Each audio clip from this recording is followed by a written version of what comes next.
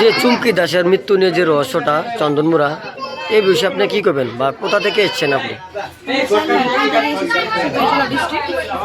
আর এই কেসটা যখন আমাদের কাছে এসেছে আমরা দেরি করে এখানে এসেছি, এসে দেখতে পেয়েছি যে স্বাভাবিক কিছু না।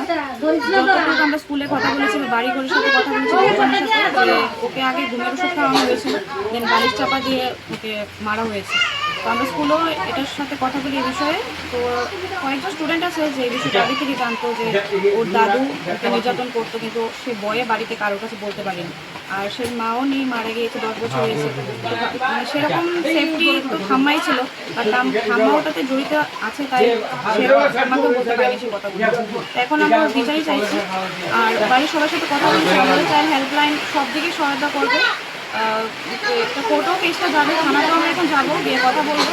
আর ওর যা যা দরকার ওদের বাড়িতে আমরা সেই সাহায্যটা করবো, যাতে সে ন্যায্য বিচার পায়।